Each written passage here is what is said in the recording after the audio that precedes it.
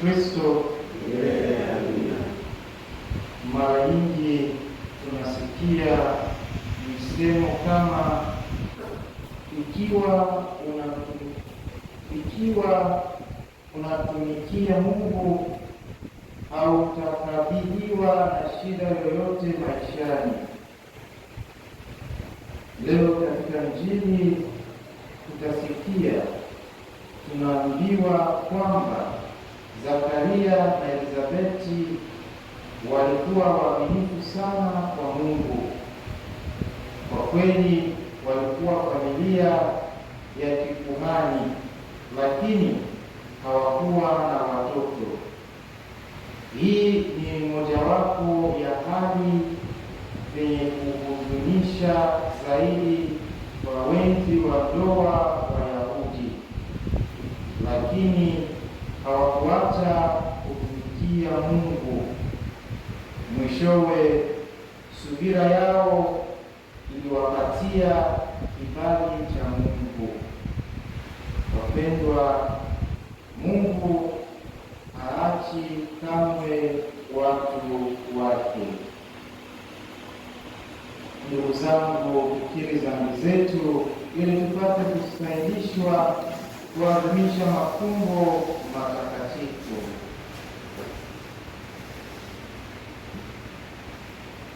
Namdhania Mungu Mwenyezi. Nimekosa mno kwa mawazo, kwa maneno, kwa vitendo na kwa kutimiza wajibu. Nimekosa mimi, nimekosa sana. Ndio maana nakuomba Maria mwenye heri, Bikira daima, malaika na watakatifu wote, nanyi ndugu zangu, niombeeni kwa Bwana Mungu wetu. Mungu Mwenyezi atuhurumie, atusamehe dhambi zetu, atufikishe kwenye uzima wa milele. Amina. Kyrie eleison. Christe eleison. Kyrie eleison. Tuombe.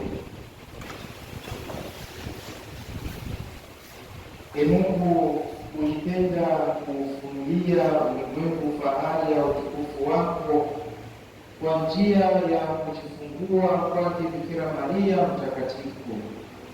Tunakuomba utujalie tuliheshimu kwa imani kamili fumbo hili kubwa la umwilisho na kuliadhimisha daima kwa ibada nyenyekevu. Kwa njia ya Bwana wetu Yesu Kristo mwanao, anayeishi na kutawala nawe katika umoja wa Roho Mtakatifu, Mungu milele na milele.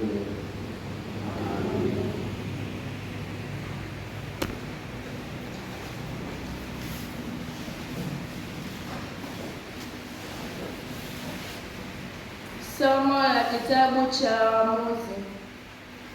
Siku zile palikuwa na mtu mmoja wa Sora wa jamaa ya Wadani, jina lake akiitwa Manoa, na mkewe alikuwa tasa, hakuzaa watoto. Malaika wa Bwana akamtokea yule mwanamke, akamwambia, tazama, wewe sasa utasa, huzai, lakini utachukua mimba, nawe utamzaa mtoto mwanamume. Basi sasa jihadhari na kuomba, usinywe divai wala kileo, wala usile kitu kilicho najisi. Kwani tazama, utachukua mimba, nawe utamzaa mtoto mwanamume, na wembe usipite juu ya kichwa chake. Maana mtoto huyo atakuwa mnadhiri wa Mungu tangu tumboni, naye ataanza kuwaokoa Israeli na mikono ya Wafilisti. Ndipo yule mwanamke akaenda akamwambia mume wake akisema, mtu wa Mungu alinijia, na uso wake ulikuwa kama uso wa malaika wa Mungu wa kutisha sana.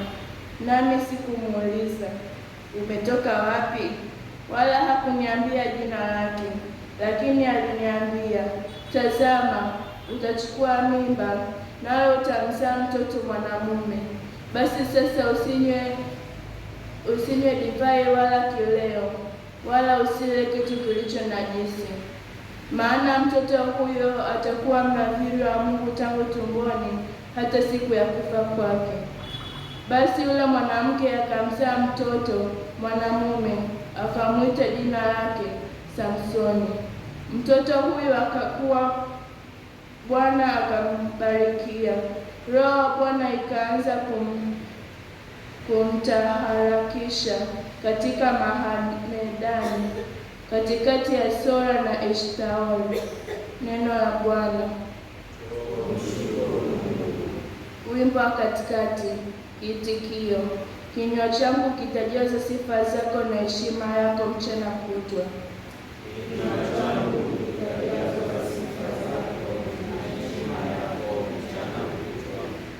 Uwe kwangu mwamba wa makazi yangu, uniamuru niokolewe. Ndiwe genge langu na ngome yangu, Ee Mungu wangu, uniopoe mikononi mwa mkorofi. Kiitikio: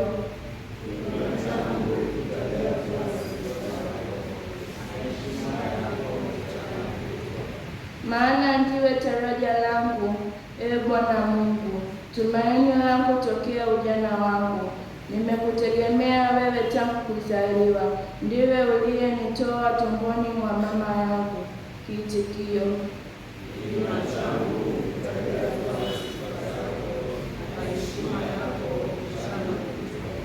nitakuja na mambo ya ajabu ya Bwana Mungu, nitawakumbusha watu haki yako wewe peke yako.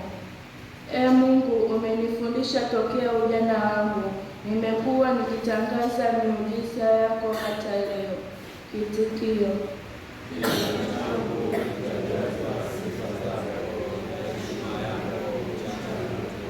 shangilia.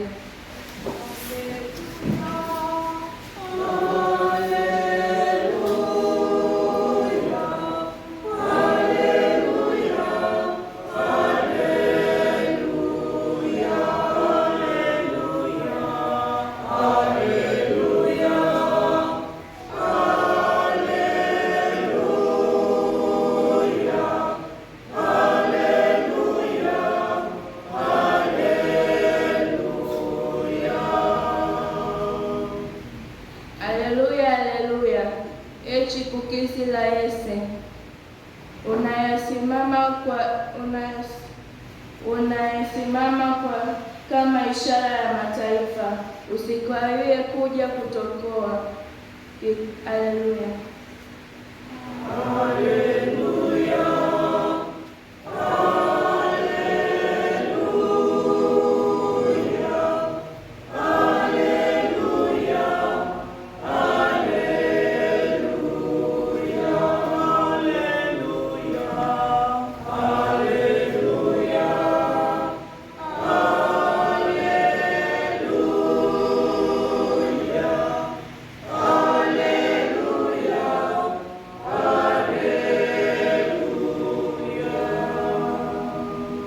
Bwana awe nani.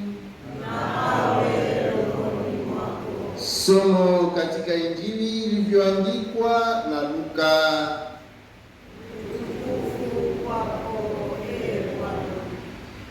Zamani za Herode mfalme wa Uyahudi, palikuwa na kuhani mmoja jina lake Zakaria wa zamu ya Abia, na mkewe alikuwa mojawapo wa uzao wa Haruni jina lake Elizabeti, na wote wawili walikuwa wenye haki mbele za Mungu, wakiendelea katika amri zote za Bwana na maagizo yake bila lawama. Nao walikuwa hawana mtoto, maana Elizabeti alikuwa tasa, na wote wawili ni wazee sana. Basi ikawa alipokuwa alifanya kazi ya ukuhani katika taratibu ya zamu yake mbele za Mungu, kama ilivyokuwa desturi ya ukuhani. Kura ilimwangukia kuingia katika hekalu la Bwana ili kufukiza uvumba, na makutano yote ya watu walikuwa wakisali nje saa ya kufukiza uvumba. Akatokewa na malaika wa Bwana amesimama upande wa kuume na madhabahu ya kufukizia. Zakaria alipomwona alifadhaika, hofu ikamwingia, lakini yule malaika akamwambia, usiogope Zakaria, maana dua yako imesikiwa, na mkeo Elizabeti atakuzalia mtoto mwanamume, na jina lake utamuita Yohane. Nawe utakuwa na furaha na shangwe, na watu wengi watakufurahia kuzaliwa kwake, kwa sababu atakuwa mkuu mbele za Bwana. Hata kunywa divai wala kileo, naye atajazwa Roho Mtakatifu hata tangu tumboni mwa mamaye. Na wengi katika Waisraeli hatawarejeza kwa Bwana Mungu wao, naye atatangulia mbele zake katika roho ya Eliya na nguvu zake, ili kugeuza mioyo ya baba iwaelekee watoto, na kuwatilia waasi akili za wenye haki, na kumwekea Bwana tayari watu waliotengenezwa. Zakaria akamwambia malaika, nitajuaje neno hilo? Maana mimi ni mzee na mke wangu ni mkongwe wa siku nyingi. Malaika akamjibu akamwambia, mimi ni Gabrieli, nisimamaye mbele za Mungu, nami nimetumwa niseme nawe na kukupasha habari hizi njema. Na tazama, utakuwa bubu, usiweze kusema mpaka siku ile yatakapotukia hayo, kwa sababu hukuyasadiki maneno yangu, nayo yatimizwa kwa wakati wake. Na wale watu walikuwa wakimngojea Zakaria wakastaajabia kukawia kwake mle hekaluni.